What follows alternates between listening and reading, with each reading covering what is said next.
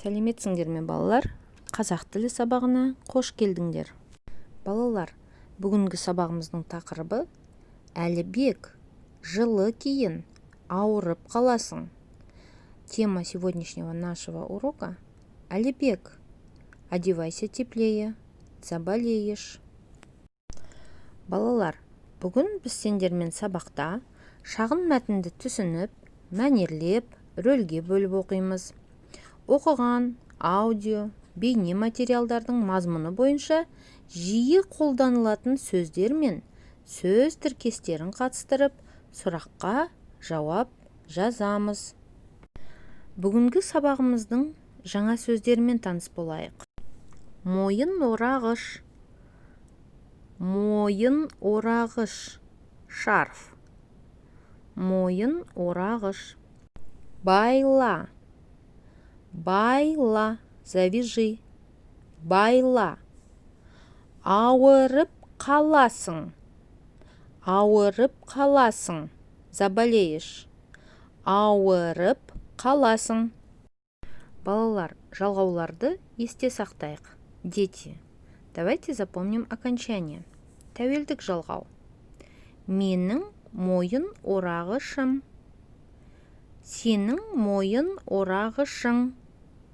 Оның мойын орағышы. Жіктік жалғау.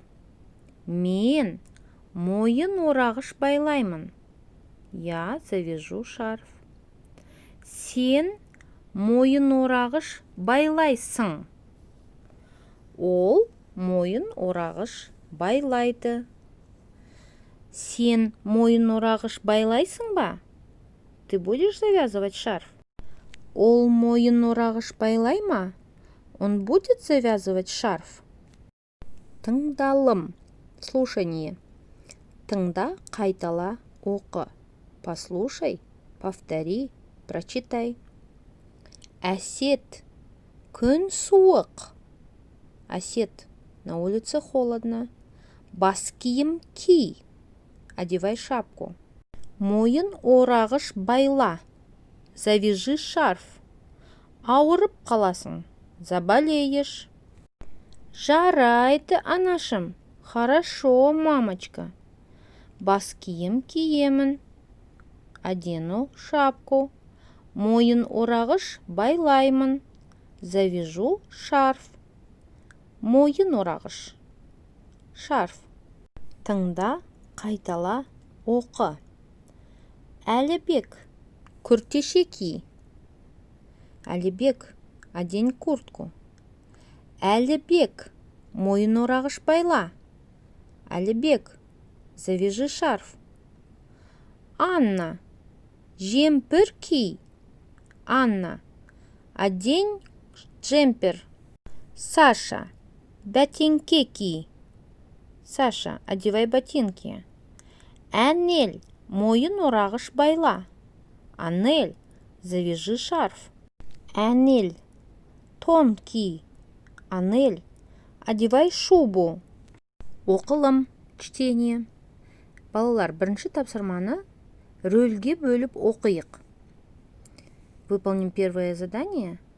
Нужно прочитать текст по ролям. Әнел, сен далаға шығасың ба? Иә, шығамын. Сен шығасың ба? Иә, мен далаға шығамын. Күн суық. Не киесің? Мен бас киім, күртеше, шалбар, бәтеңке киемін. Сен не киесің? Мен бас киім, шалбар, пәлте, етік киемін. Әнел, мойын орағыш байлайсың ба? Иә, мойын орағыш байлаймын. Айтылым, говорение. Сұрақтарға жауап бер. Ответь на вопросы. Әнел не киеді? Анель, что одевает? Значит, вместо вопроса вы должны, дети, вставить нужное слово. Анна не киеді. Анна что одевает? Кім мойын орағыш байлайды? Кто завяжет шарф?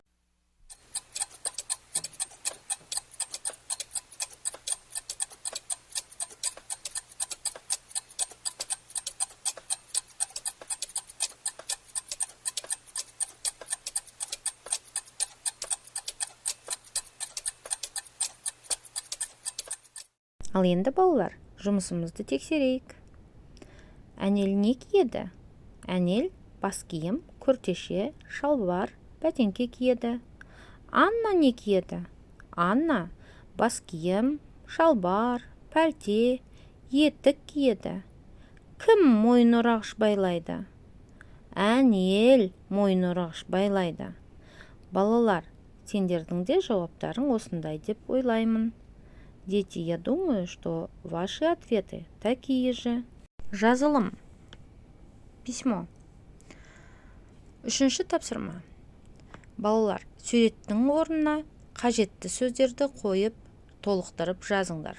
Дети, вы должны вместо картинок, вставляя нужные слова, дополнить предложение. Айтылым. Говорение. Балалар, сендер суреттерге қарап, достарыңа киім киюді бұйырыңдар. То есть вы должны повелеть, чтобы ваши друзья одели эти вещи. Үлгі. Саша, күртеше ки. Посмотрите на образец. Саша, одень куртку. Составьте несколько предложений устно. Балалар, бас бармақ әдісі арқылы сабағымызға кері байланыс жасауды ұмытпайық. Не забудьте дать обратную связь. Балалар, сабағымыз аяқталды. Келесі сабақта кездескенше сау болыңдар.